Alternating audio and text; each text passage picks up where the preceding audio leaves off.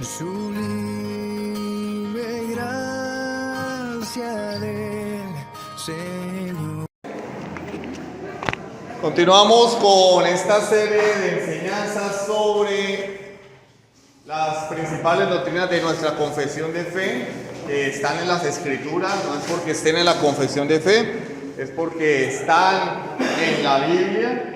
Y estamos hablando de la soberanía de Dios, grandeza y soberanía de Dios. Dios mediante, dentro de 15 días, porque dentro de 8 días va a estar el pastor John acá, dentro de 15 días vamos a evaluar esta doctrina, o estas dos doctrinas, la grandeza y la soberanía de Dios, para que se vayan preparando juiciositos y no los tome por sorpresa el examen. Para que deberíamos haberlo hecho desde hace tiempo, pero tenemos 15 días para repasar y para ponernos al día en este tema, que no es un tema misterioso, oculto, es un tema que está en la palabra de Dios. Lo que pasa es que por causa de nuestra ignorancia, por causa de nuestra limitación, por causa de congregaciones de las cuales vinimos, donde nos ocultaron al verdadero Dios, el Dios bíblico, nos mostraron una suerte de caricatura, un Papá Noel celestial, desconocemos realmente estas doctrinas. Nos hablaron todo el tiempo de un cristianismo antropocéntrico, un evangelio centrado en el hombre, pero tenemos que tener claro que el clímax de la historia es Jesucristo. Él es el eje central de la historia humana, de la historia desde la misma eternidad. Todo gira en torno a Él porque Él es el soberano. Tenemos que tener claro de una vez que el protagonista de la historia no eres tú, ni soy yo. Hoy tú no eres el protagonista es Cristo. Pero mañana también. No es porque hoy sea el día del Señor que el protagonista es Cristo y cuando termine el culto vamos a salir de este lugar a protagonizar nuestra propia telenovela. No, el protagonista es Cristo porque Él es el soberano. Y vamos a avanzar inmediatamente. La pregunta que nos concierne hoy es ¿quién tiene el control? Y la semana pasada introducimos este tema citando Daniel 4:35. Bueno, en primer lugar hablamos del primer libro de Crónicas 29, del 11 al 12, las palabras del rey David. Posteriormente seguimos con Daniel 4:35, donde la palabra de Dios nos dice que tanto tú y yo somos nada delante de Dios. Somos considerados, somos sopesados, somos evaluados, somos valorados como nada delante de Dios. Porque es la realidad, nosotros somos nada. La epítome de la soberbia del ser humano es creer que es algo. Y dentro de la misma iglesia, lamentablemente, nos vendieron la moto de que somos algo, de que somos lo más importante, de que tú eres lo más lindo, lo más maravilloso. Pero la Biblia lo dice de forma irrefutable. Todos los habitantes de la tierra, a no ser que haya alguien acá que no viva en la tierra, son considerados como nada. Entonces, que nos quede claro que tú y yo somos ¿qué? Nada. No, pero el hermano me está ofendiendo. Si te ofendes es porque te crees algo. Si te ofenden las palabras de Dios es porque en lo profundo de tu corazón no quieres abandonar el trono. Somos delante de Dios como nada. Y Él es el que hace su voluntad. ¿Dónde? En el ejército del cielo, en los habitantes de la tierra. En el mundo espiritual y en el mundo físico, Él y solo Él hace su voluntad. De manera que cuando podemos hacer algo, tenemos que estar agradecidos con Dios porque dentro de su soberanía, Él permite y ha decretado que nosotros tomemos decisiones responsables basados en nuestra libertad. Libertad que está limitada por la soberanía de Dios, Está limitada por la soberanía de Dios y por nuestra naturaleza. El Dios de la iglesia moderna da lástima porque no es el Dios de la Biblia. Y tenemos que dejar de ser ingenuos y pensar que, como decían antaño, todos los caminos conducen a Roma. No, todos los caminos no conducen al cielo. Todas las sectas, movimientos religiosos, denominaciones no conducen a Dios, porque Dios se ha revelado. Si Dios fuera un misterio, es decir, la persona, no la esencia y naturaleza de Dios, sino la persona de Dios como tal, fuera un misterio oculto, pues todos tendríamos razón en pensar que de una u otra manera vamos allá a disparar a tientas en medio de la oscuridad a ver si le pegamos a Dios, a ver si damos el blanco, y pronto uno tiene un golpe de suerte y le pega, ¿no? Y cada quien pues a su manera empieza a tirar piedras, a disparar dardos, a ver si dan el blanco, porque estamos en una oscuridad, porque eso es lo que cree el gnosticismo. Dios está oculto, está velado a los hombres, pero Dios se ha revelado. Entonces, la cuestión es que como Dios se ha revelado, tenemos el conocimiento suficiente para conocer al Dios único y verdadero. No está oculto de nuestros ojos, dijo el apóstol Pablo en el libro de Hechos. No está oculto de nuestros ojos. Se ha revelado. Él se ha revelado. De manera que cualquier imagen que tú y yo tengamos respecto a la persona de Dios que no se corresponda con su revelación es un ídolo, es un falso Dios. Pero estamos sumergidos en un mundo tan relativista que cualquier persona puede tener una opinión de Dios y a los ojos del mundo es válida y a los ojos de la iglesia. No, pues tú piensas eso de Dios, yo pienso esto de Dios, tú tienes tus verdades, yo tengo las mías. No, verdad solo hay una. Definición de verdad. Simple. Lo que se corresponde con la realidad. Esa es la verdad. Lo demás son puntos de vista subjetivos. ¿Qué es verdad? Lo que se corresponde con la realidad. ¿Cuál es la realidad? Yo me miro al espejo y soy hombre.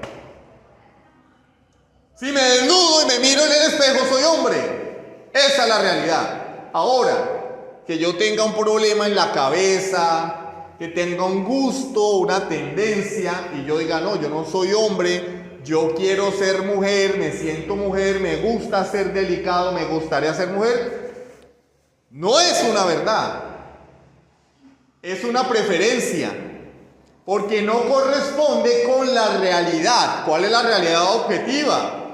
Yo me miro al espejo, tengo órganos reproductores de hombre, tengo cuerpo de hombre, si me hacen una prueba, tengo cromosomas de hombre, por tanto soy hombre.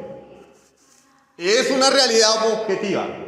Y lo que se diga basado en esa realidad objetiva es la verdad.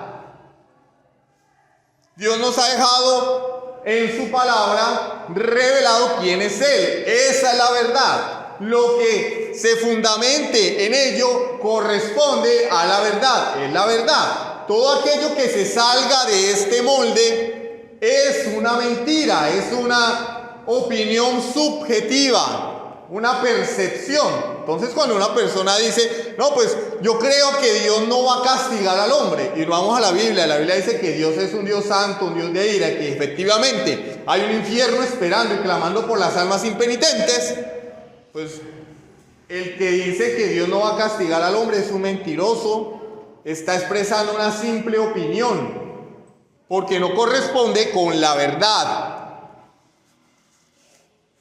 Cuando la Biblia dice que Dios es soberano y que Él hace su voluntad en los cielos, en el mundo espiritual, en los habitantes de la tierra, y alguien dice, no, yo pienso que no, yo tengo mi libre albedrío, yo tengo mi voluntad, yo tomo mis decisiones, yo soy dueño de mi vida, pues no corresponde con la verdad, porque la Biblia dice que la voluntad que se lleva a cabo es la de Dios.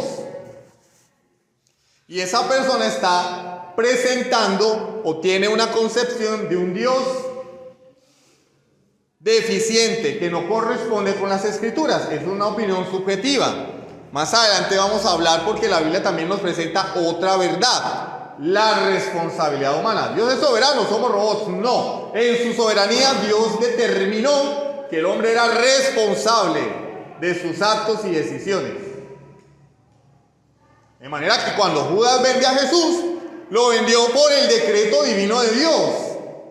Pero lo vendió porque él era ladrón, era el traidor, era el hijo de perdición.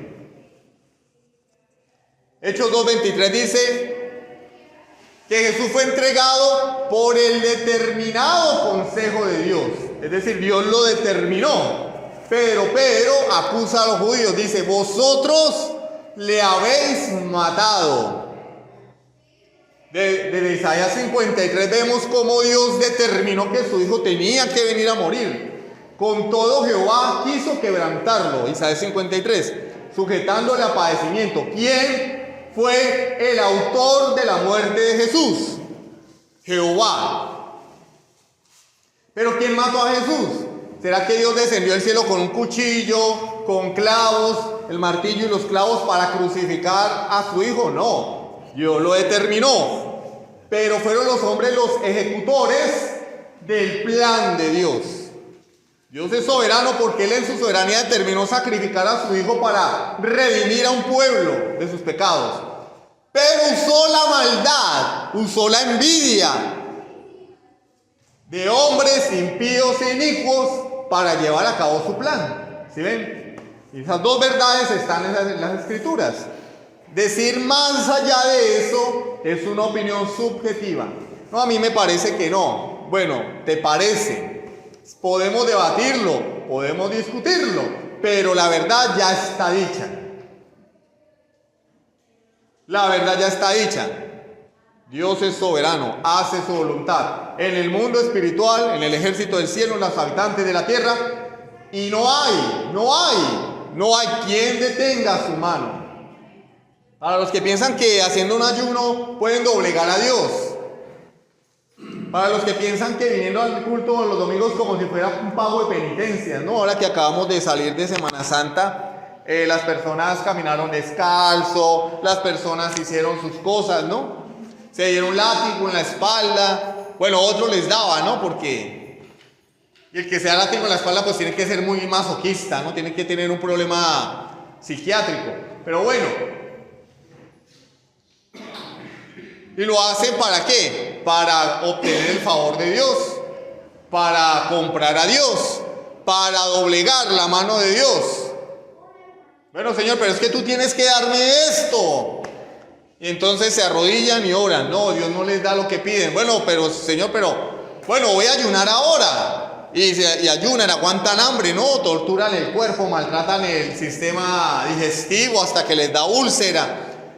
No me dio lo que le pedí. Bueno, entonces me voy a dar látigo. Voy a pagar una penitencia. ¿Cómo, amor? Voy a pagar una promesa. Yo pues, poco tiempo estuve en el catolicismo romano, entonces no tengo muchas cosas muy claras. Voy a pagar una promesa. Y así le voy a torcer el brazo a Dios. No, hermano. Pero eso se filtró en la iglesia cristiana, porque nos enseñaron que si una persona aguantaba hambre un día, 2 días, 3 días, algunas presentaciones circenses de pastores que aseguraban ayunar 40 días, ¿sí? Cosa que yo creo que es falso totalmente, una mentira. También porque lo presenciamos. Nosotros estuvimos en una congregación donde el pastor hacía ese tipo de ayunos y en la noche se ponía a comer caldito. Pues claro, una persona puede sobrevivir con un caldo diario durante muchos días. Pero a la gente se le vendía la moto de que el hombre estaba ayunando y que ya llevaba 40 y le ganó a Jesús. Más de uno acá, más de un desubicado entró en esa práctica legalista, ritualista, de querer obtener el favor de Dios y torcerle el brazo. La Biblia dice lo contrario. Él hace su voluntad en el ejército de los cielos, en los habitantes de la tierra, y no hay quien detenga su mano y le diga: ¿qué haces? ¿Quién va a detener la mano de Dios? Alce la mano el que se cree capaz de frenar a Dios, o el que se cree capaz de empujarlo, porque luego pensamos que con nuestras oraciones empujamos a Dios. Como cuando se empuja un carro varado o la moto varada. Le metemos un empujón a Dios. No, pues Dios necesita el empujoncito final. un diezmito ahí, una primicia y con eso le damos el empujón a Dios. No, hermano. Dios es inamovible. Imagínense la roca más grande que ustedes puedan imaginarse en sus mentes. La roca más gigantesca. No se puede mover, ¿cierto? Pues Dios es más inamovible que cualquier roca. Porque Él es realmente inamovible. Él solamente se mueve, oído. Él solamente se mueve, o a Él solamente lo mueve su voluntad. ¿Qué mueve a Dios? Su voluntad. Para que dejemos de pensar que nosotros somos los que movemos a Dios porque somos lo más lindo, lo más precioso, y Dios pues tiene que hacerlo porque es que yo soy muy lindo. No, a Dios lo mueve su voluntad. Bueno, entonces el por qué nos hace bien, por qué nos salva, por qué prometió nunca retratarse de hacernos bien. Porque eso es lo que Él ha determinado hacer, porque Él lo ha querido hacer. Es cuando Dios le hace bien a una persona, no es basado en los méritos de esta persona, es porque Él lo determinó. ¿Sí ven? Vamos haciendo a un lado el mérito humano. Bueno, y con los malos. O sea, no como el ratoncito, ¿no? El ratoncito. Y los malos, ¿qué dice Mateo 5? Él hace salir su sol sobre justos e injustos. Él ha determinado mostrar su bondad y su gracia común, siendo bueno con la gente mala, pero no porque lo merezcan. ¿Sí? Y ha determinado mostrar su misericordia y su gracia, siendo bueno con pecadores merecedores del infierno. Merecen el infierno, Dios los salva. ¿Por qué? Porque lo merecen, no, ya lo dijimos, merecen el infierno. Entonces, ¿por qué lo salva? Porque Él lo ha determinado en su voluntad. De manera que en última instancia, lo que prima es la voluntad soberana de Dios. Entonces no nos creamos mucho. No nos llenemos de orgullo. No nos llenemos de soberbia. Pensando que somos más de lo que debemos ser. Por eso Pablo dice, nadie tenga más alto concepto de sí mismo que el que debe tener, sino que piense de sí mismo con cordura. Aquellas personas que consideran que son más que los demás o que merecen un mejor trato que los demás, ¿qué es lo opuesto a la cordura? Locura. El que piensa que merece más está loco. Eso es lo que dice la Biblia, no lo digo yo. Lo dice la Biblia. ¿Tú piensas que mereces más? ¿Que mereces un mejor trato, un trato preferencial, un pedazo de torta más grande? ¿Más carne y pollo en el arroz con pollo? ¡Estás loco! ¿Tenás, sí o no? Pero bueno, hay que aprender lo que Dios nos dice en la Biblia.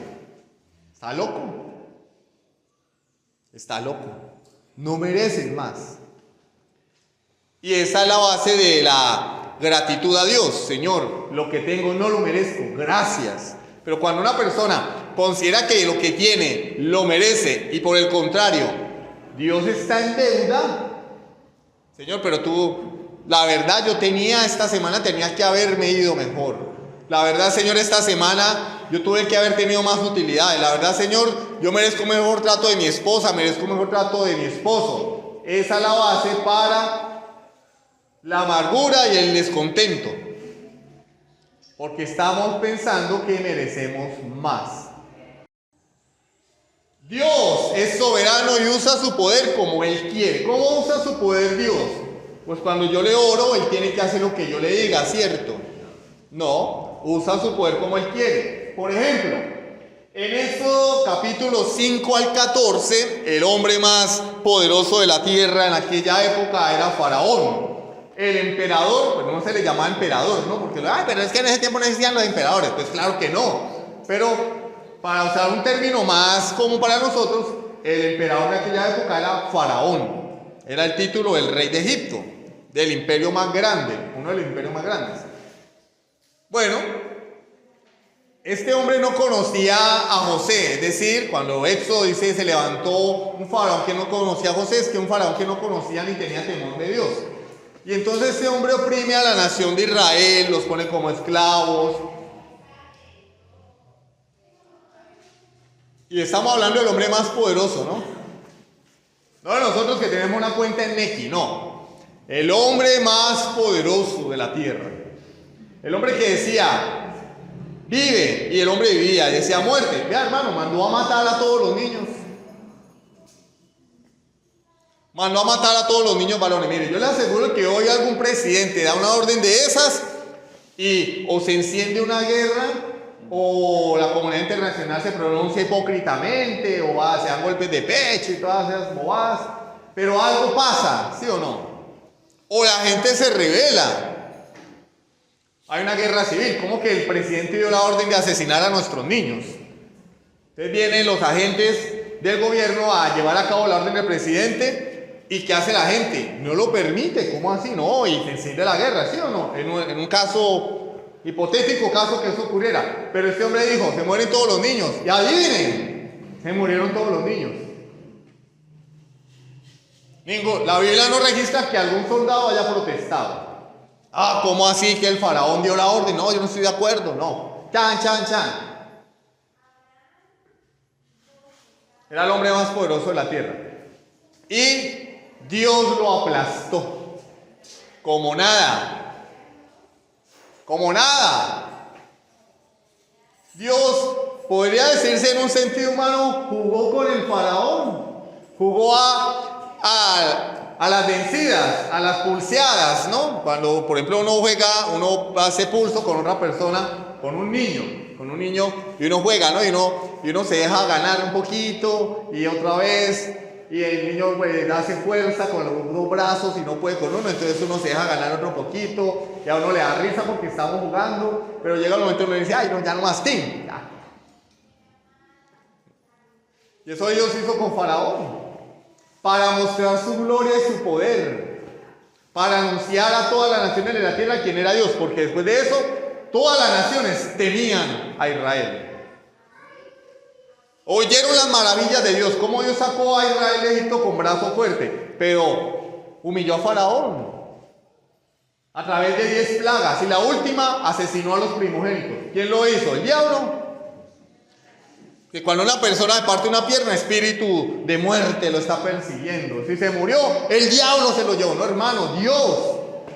La Biblia dice, Dios envió a su ángel. Y el ángel de Jehová asesinó. ¿Suena duro? Sí, pero es la realidad. El ángel de Jehová asesinó a cada primogénito en Egipto. No, pero es que Dios puede hacer con su creación lo que Él quiera. Mía es toda alma viviente, dice el Señor. Yo digo, me lo llevo. Lloren por desobedientes. Me los voy a llevar. Lo que ustedes más quieren, su primogénito, me los voy a llevar. Tan, tan, tan, tan. Mortandad en Egipto. En todo un país, en cada casa había un muerto. Imagínense el cuadro. Uno se asombra porque estrella un bus con 20 personas, porque se cae un avión con 100, porque matan 5 personas y uno dice una masacre. Estamos hablando de que en toda la nación, en cada hogar había por lo menos un muerto. Por voluntad de Dios. Dios hace lo que Él quiere. De pronto algún egipcio clamó a Dios. Habrá oído hablar del Dios de Israel, del Dios de Abraham, Isaac y Jacob, el Dios de los hebreos, y de pronto clamó a Él por misericordia. Señor, ten misericordia de mis hijos. Puede haber pasado, pero ¿tuvo misericordia a Dios? No. Él había dado la orden. El que quiera salvar su vida tiene que pintar los postes y el dintel de la puerta con sangre de una víctima inocente. No valía clamar misericordia. Había era que hacer lo que Dios mandaba. Dios mandó esto. Señor, ten piedad de mí. No. así no es. Tienes que obedecer. ¿Sí? Y hubo muertos en Egipto. En Josué capítulo 6, el pueblo de Israel se prepara para entrar a la tierra prometida después de 40 años en el desierto. Y el Señor le da orden al pueblo, a Josué, de que rodeen la ciudad cada día. Y al séptimo día rodearan la ciudad y gritaran. Dieran un grito. Y adivinen qué pasó cuando el pueblo gritó. Se cayeron los muros. Y entonces tenemos a los compositores cristianos modernos, a los salmistas. Los muros caen. Dios nos dio la victoria. No, hermano. Los muros cayeron porque la victoria era de Dios. Los muros cayeron porque Dios no le iba a permitir al pueblo que le robara el crédito. Miren, muchachos, ustedes sí son muy bravitos y todo, pero acá el que va a invadir la tierra prometida soy yo. Ustedes van a gritar y los muros se van a caer. Y cuando entraron los pobladores de Canaán estaban muertos de terror. Primero porque no esperaban, ellos no esperaban la invasión. Ellos no vieron ejército, vieron un poco de locos dándole vueltas a los muros de la ciudad. Estaban tranquilos, relajados. Pero cuando los muros caen, estos hombres los tomó en frío. Y el pueblo entró e invadió la tierra. Estaban desarmados, tenían todo puesto en bandeja de plata la nación de Israel. ¿Por qué? Porque Dios lo hizo. ¿Por qué? Porque Él quiso. Tumbó los muros. Póngase a gritar, hermano, al lado de una pared a ver si se cae. Si se cae es porque la vivienda era de interés social. Dios derribó los muros. Mostró su poder. Él mostró su poder. En primer libro de Samuel, capítulo 17, las fuerzas de Israel están aterrorizadas porque se levantó un gigante del ejército del enemigo llamado Goliat de Gat, el ejército de los filisteos. Y todas las personas, los guerreros de la nación de Israel, Saúl, que era un soldado profesional, temblaban ante Goliat. Y ahora, como dice el Chapulín Colorado, ¿quién podrá defendernos? Pues aparece un niño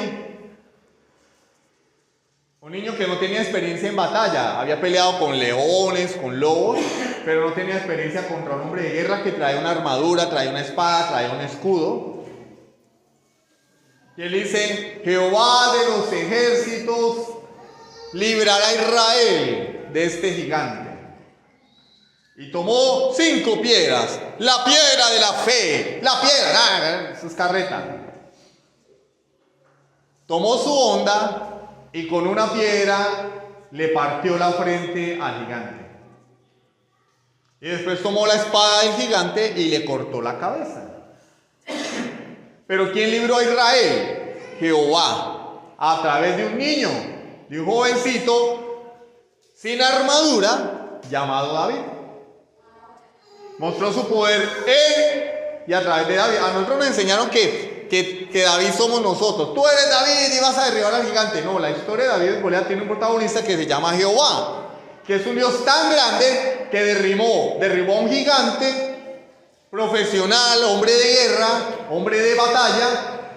Lo derribó usando a un niño y a una piedra. Literalmente lo mató a piedra. ¿Quién es el protagonista? ¿Dios? ¿Dios? No, los protagonistas somos nosotros. Sí. Tú eres David y el gigante son tus problemas, la enfermedad, la mujer que te abandonó por sinvergüenza, tus hijos que no te quieren, el gobierno, sí, esos son los gigantes, sí. No, el soberano es Dios. En Daniel capítulo 6, Daniel es echado al foso de los leones por violar una ley que el rey de Medo-Persia había establecido. Le tendieron una trampa a él, ¿sí? Le tendieron una trampa los sátrapas y príncipes de Babilonia, que le tenían envidia a Daniel. Y la ley era que quedaba prohibido clamar a cualquier autoridad que no fuera el rey. Y efectivamente, pues Daniel siguió con su costumbre de orar, no para que lo vieran como los fariseos, es porque ya lo hacía. Abría las puertas de las ventanas de su casa orientadas hacia la ciudad santa y oraba como lo hacía de costumbre. Y entonces lo tiraron al foso de los leones. Adivinen qué pasó. Él se agarró a reprender a los leones, porque los leones estaban endemoniados y dime tu nombre. No, fue echado al foso de los leones y él dice: el ángel de Jehová cerró la boca de los leones. Cuando el rey Darío mira a ver si Daniel está allí, Daniel estaba ya con los leones. Y él dice: el ángel de Jehová cerró la boca de los leones.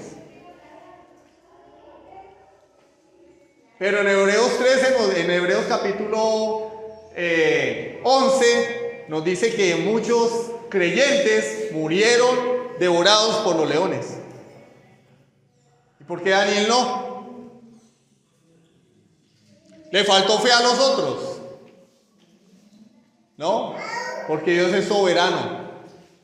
Quiso salvar a Daniel y a los otros no. ¿Por qué? Todo merece. Es que el problema de la democracia, hermano, es que cuando vamos a hablar de Dios pensamos que todo es democracia. Y es que las cosas con Dios son democráticas. Todos merecemos, todos tenemos. Hermano, no merecemos nada, no tenemos derecho a nada. Con Dios no hay democracia. La democracia es un sistema de gobierno creado por el hombre. Se cree que se originó en Grecia, la democracia. Pero no es el gobierno de Dios. El gobierno de Dios es la teocracia, es decir, donde Dios manda. Y pues humanamente hablando, la democracia no hay más. Es el mejor sistema de gobierno que tenemos, la democracia. El mejor, o sea, dentro de todo lo malo es lo mejor. No hay más. Pero realmente el gobierno por excelencia es el gobierno de Dios. Porque Él es sabio, perfecto, bueno y santo. Dios quiso salvar a Daniel y a los otros no. Ahí no hay democracia. Ahí es el gobierno soberano y todopoderoso de Dios.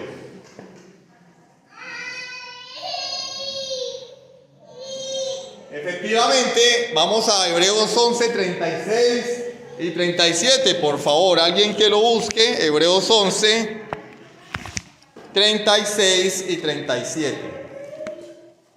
Para que nos demos cuenta, porque es que todavía habrá personas que piensan que porque gritan duro las cosas se van a dar, que porque tienen fe. No tengo fe. No tengo fe. Ya dijimos la semana pasada que la fe no es la moneda para sobornar a Dios. Yo tengo fe, tú tienes que darme lo que yo quiero. Yo tengo fe, tú tienes que cumplir. Yo tengo fe, tú tienes que hacer lo que yo diga. No, hermano. Porque Hebreos capítulo 11, que es tan mal citado y tan mal interpretado, dice, Hebreos capítulo 11, es pues la fe, la certeza de lo que se espera, la convicción de lo que no se ve. ¿Sí ve?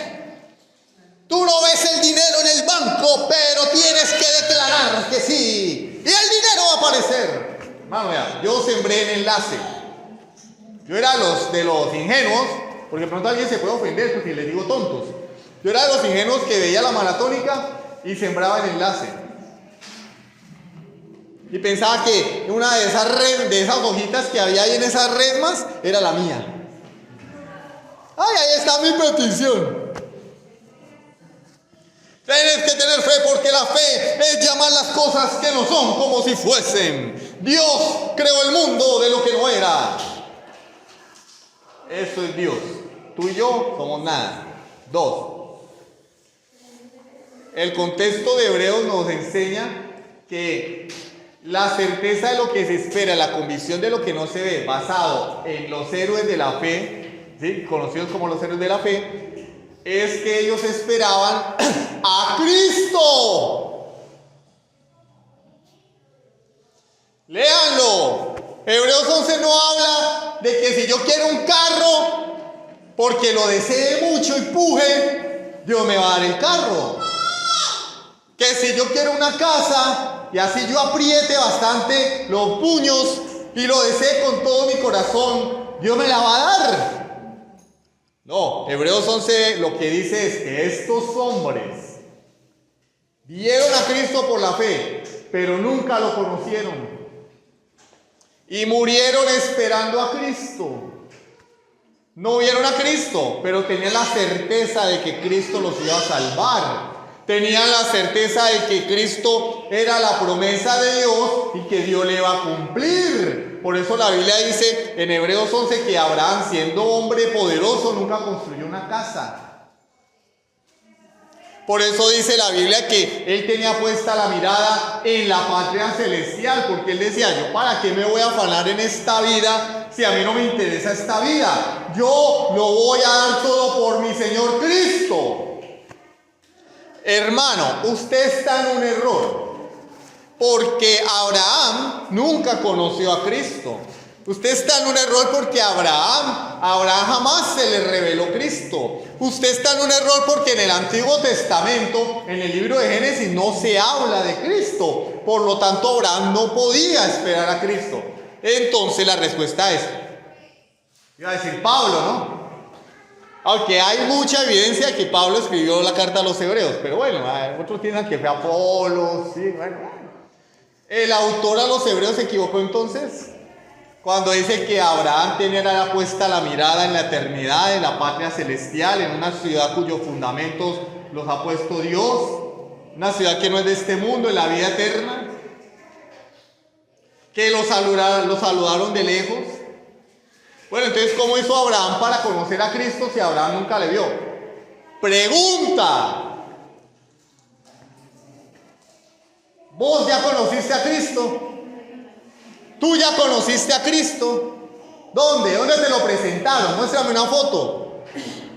¿Lo publicaste en los estados de WhatsApp cuando te tomaste la foto con Jesús? Bueno, por ahí hay más de un desubicado que dice que han tomado cafecito con Jesús, ¿cierto? Yo pienso que no, yo pienso que ese café tenía algo de hierba, ¿sí? De esa hierba que da risa, ¿no?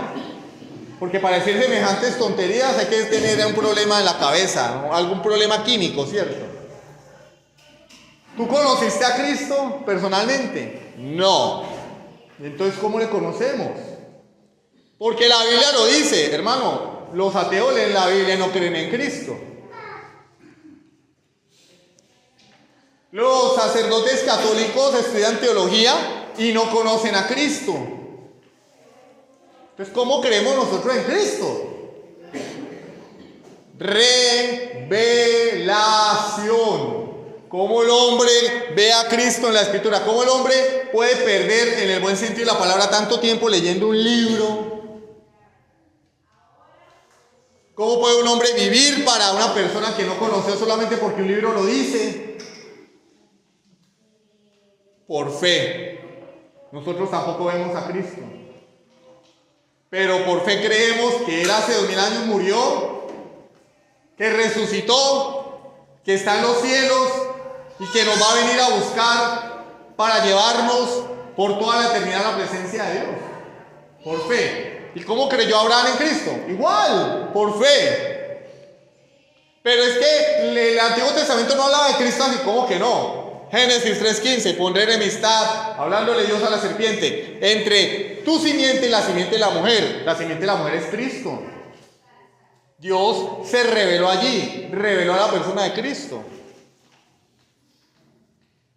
Cuando Abraham iba a asesinar a su hijo Isaac, Abraham vio a Cristo en ese animal, en esa víctima inocente que estaba enredada allí, porque ese animal, el que tenía que morir era Isaac, aunque Isaac en esa condición también era tipo de Cristo, pero la orden de Dios había sido, tienes que asesinar a tu hijo Isaac en un sacrificio para mí.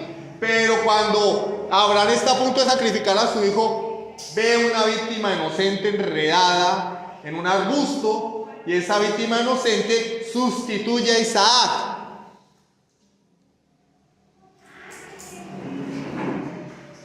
ese animalito que estaba allí hablaba de Cristo. Cuando Dios hace pacto con Abraham y sacrifica una víctima inocente y pasa por en medio del sacrificio, ese sacrificio hablaba de Cristo. Ellos vieron a Cristo por la fe que Dios les dio. Pero la fe no es pensar que porque ya, ay no, este año no hicimos nada, ya estamos en mayo, el dólar, no, yo voy a tener fe. Y entonces van a donde el pastor, o para algún pastor que bien intencionado, ¿cierto? Pero desubicado. Póngale fe. No, hermano, póngale fe que su negocio va a salir adelante. Póngale fe. No, hermano, eso no es fe. Que tú quieras que tu negocio salga adelante no es fe. Que tú quieras que tu negocio salga adelante se llama deseo que mi negocio salga adelante. Es un deseo del corazón. No, fe es saber y entender que mi negocio le pertenece a Dios y si me lo quita le pertenece a Dios y que me prospere mi negocio o Dios me lo quite, mi vida está escondida con Cristo en Dios. Que mi vida no depende del negocio, eso es verdadera fe. Entonces cuando las cosas se ponen como turbias, temblorosas, cuando viene la inseguridad económica y nosotros temblamos, eso se llama falta de fe. Eso es falta de fe porque tú no confías en que Dios te va a sacar de esto. No, hermano. ¿Y si Dios no me saca? Tiene que sacarme, ¿no? Si Dios no me saca, si Dios me deja en la inmunda toda la vida. Bueno, la fe lo que me determina a mí es que yo voy a saber que por muy mal que viva en este mundo, voy a estar con Él por la eternidad. Que mi mejor vida está por delante. Esa es la verdadera fe. ¿Ven? No, nosotros nos enseñaron que la fe era gritar como locos, declarar, y casi como los brujos, ¿no? Porque los brujos agarran la hierba y empiezan a hacer sus rezos ahí, piensan que por eso van a suceder las cosas. O sea, nosotros nos dijeron que si orábamos con fuerza y dábamos dinero y teníamos mucha fe, las cosas iban a suceder. No, sucede lo que Dios quiere. Hebreos 11, 36 y 37. Ahí les di un resumen de Hebreos 11, 36 y 37. Otros experimentaron vituperios y azotes. Oiga, pero no es que a los cristianos no les puede doler nada. Que el cristiano va, ¿cómo es? De lo bueno a lo mejor y de lo mejor a lo excelente. Como que, hermano, lamentablemente ese virus se infiltró en la iglesia. Muchos creyentes aman al mundo por ese maldito evangelio de la prosperidad. Tienen su mirada puesta en el mundo, en los deseos, en las cosas de esta vida presente, en agradar a los demás, en llevársela bien, en las modas. ¿Por qué? Porque nos enseñaron que a esta vida venimos es a ser felices y a pasarla bueno. Y si nos duele una muela, pues no, eso no es de Dios. Si se enferma mi familiar, eso no es de Dios. Si el negocio se cae, eso no es de Dios. Si se muere mi mamita, eso fue el diablo que se la llevó, reprenda. Cuando venimos a la Biblia, de forma seria, nos dice la palabra de Dios que los héroes de la fe experimentaron vituperios y azotes, y además de esto, prisiones y cárceles. Sufrieron, fueron apedreados. A nosotros no nos ha pasado nada. Aserrados. El profeta Isaías lo cortaron con una sierra, ¿sí sabían? Lo cortaron con una sierra. Era una sierra manual porque no existía la corriente eléctrica, o sea que tuvo que dolerle más. Lo aserraron, hermano. ¿Será que él no tuvo fe? ¿Será que Isaías no tuvo fe? El hombre que vio a Dios en su gloria, en su santo templo, no tuvo fe porque murió como un animal, peor que un perro. Fue aserrado, puestos a prueba, muertos a filo de espada. Anduvieron de acá para allá cubiertos de pieles de oveja, o sea, estaban desnudos, hermano. pobres, de ovejas y de cabras, pobres, angustiados, maltratados. No, la pobreza es del diablo, eso es una maldición de Satanás, eso es una maldición de la economía. Tienes que dar diezmo para que sobre y abunde. Eso es lo que enseña la Biblia. Hermano, pero la Biblia dice que si traemos los diezmos al alfolí, habrá alimento en la casa de Jehová. Y probadme ahora en esto, si no os abriré las ventanas de los cielos y derramaré sobre vosotros bendiciones hasta que sobreabunde. Lo dice la Biblia, claro que lo dice la Biblia, hermano. Pero el alfolí no era una caja, no era la cuenta bancaria de la iglesia, no era un sobre. El alfolí era un granero. Era un granero. El diezmo era en especie, eran animales y frutos de la tierra. Y era para sostener al gobierno. ¿Cuál era el gobierno? Los levitas. Los levitas, aparte de ser la familia sacerdotal, eran la tribu de Israel que se encargaba de todas las funciones administrativas de la nación. Eran los maestros, eran los jueces, los levitas. Y el pueblo, a través de sus diezmos y ofrendas, sostenía al gobierno. Muéstreme dónde están los levitas acá, hombre, para estar pagando primicia, diezmo. Claro, pues a la gente le meten los dedos en la boca, ponen los cuentos, apelan a la avaricia y le sacan dinero. Pero la próxima vez que alguien en una iglesia le diga a usted que tiene que dar primicia, cosas así, llévele un pollo. Aviéntele un pollo, aviéntele 3 papas. Oh, pero ¿cómo así? No, hermano, pero es que la Biblia dice que era fruto de la tierra y ganado. No dice que era plata, ¿sí ven? Una cosa no tiene que ver con la otra. La bendición era sobre la nación de Israel por ser fieles al pacto con Dios. Pero nosotros estamos en un nuevo pacto, un pacto de índole espiritual, donde Dios nunca nos ha prometido que vamos a ser ricos, ni que vamos a estar en bonanza. Estos hombres murieron pobres, pobres, pobres. ¿A quién le gusta esa palabra? Yo escuché una vez a alguien decir, es que yo soy alérgico a la pobreza. Yo también, que a mí no me gusta la necesidad, pero Dios nos pasa por la necesidad, hermano, para enseñarnos que no somos de este mundo. Imagínense que viviéramos acá bien chévere, ¿no? Que no se fuese la luz, aire acondicionado, 3 aire acondicionados acá, las sillas así como las del cine, que uno se recuesta, un espacio para una bebida. ¿Qué quiere, hermanito? Cafecito, chocolatico, gaseosita, agua con gas, todo bien chévere, sin enfermedades, la cuenta bancaria full, en superávit, camioneta acá, así como le prometen a uno lo de la prosperidad, ¿no? Le prometen a uno esas cosas, pero todo es mentira, porque la realidad no es esa. Que todo sucediera así. Pregunta, ¿quién querría irse de este mundo? Nadie. Viviendo acá la mera bacanería, yo no me quiero ir de aquí. Y el Señor queriéndose lo llevar a uno. No, Señor, no todavía. Y si viviendo, hermano, con enfermedades, sin luz, sin agua, sin gas, en crisis económica, con incertidumbre, y no nos queremos morir. Nos hablan de la muerte y corremos, nos da un dolor de cabeza y ya estamos asustados. Estamos aferrados a esta vida, viviendo así, pobres, con limitaciones. Y estamos aferrados a esta vida, hermano. Dios nos trata, nos prueba para enseñarnos que esta vida no lo es todo y para que no nos amañemos en este mundo y entendamos que nuestra vida está en la eternidad.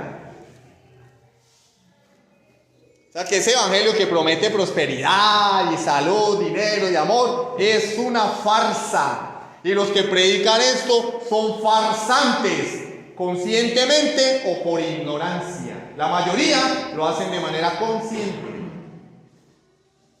La mayoría lo hacen de manera consciente porque a uno le enseñan. A uno le enseñan. Hermano, mire, tienes que hacerlo así para que la gente actúe así. Lo hacen la mayoría de manera consciente. Así pongan cara de yo no fui. Son responsables de pisotear la palabra de Dios. Murieron pobres, angustiados, maltratados, de los cuales el mundo no era digno, errando por los desiertos, por los montes, por las cuevas y por las cavernas de la tierra. Y todos estos, aunque alcanzaron buen testimonio de la fe, mediante la fe, no recibieron lo prometido. Nunca vieron a Cristo. No lo vieron. Ellos esperaron durante siglos la promesa del Salvador.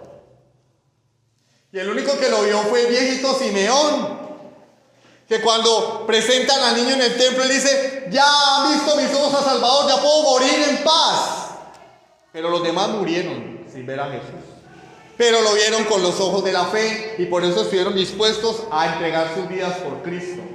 Pero, ¿cuál es el tema central? Dios es soberano, hermanos.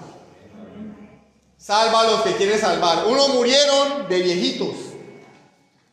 Juan murió de viejito. A Pablo le cortaron la cabeza. A Pedro lo crucificaron cabeza abajo. A Isaías lo cortaron con una sierra. Esteban murió apedreado.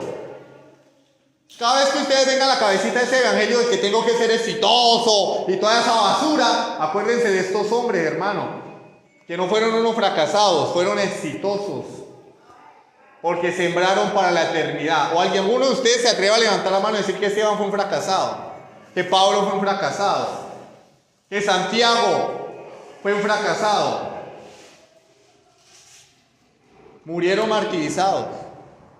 El problema es que nosotros evaluamos éxito con las reglas humanas. Éxito, carro, casa, título, dinero. Y Dios dice: no, éxito es morir por mi causa. Y Dios determina quién debe morir por su causa. No, yo no quiero, te toca. ¿O ustedes creen que Pablo quería que le cortaran la cabeza? Que Isaías deseaba ser serruchado. No, te toca. Daniel fue al foso de los leones dispuesto a morir. Dios lo salvó. Sadrach, Mesach y Abednego, amigos de Daniel, fueron lanzados al horno de fuego, dispuestos a morir, porque dijeron: Señor Nabucodonosor, no vamos a inclinarnos. Dios nos puede librar de tu horno de fuego, pero si no lo hiciera, igual no nos vamos a inclinar. Ellos fueron dispuestos a morir quemados. ¿Y qué pasó? Dios los salvó. Pero a Pedro no, a Isaías no. Él es soberano, hermanos. Amén. Vamos a dejar hasta ahí y continuamos la semana entrante. ¿Listo? Vamos a orar. Sublime gracia del Señor.